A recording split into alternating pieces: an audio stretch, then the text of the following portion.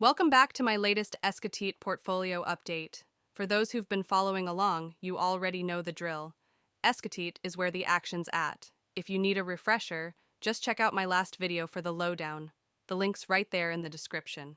Now let's get down to business. As of today, my Esketit portfolio stands at a solid 926 euros, a significant bump from last time thanks to an additional investment of 300 euros. And guess what?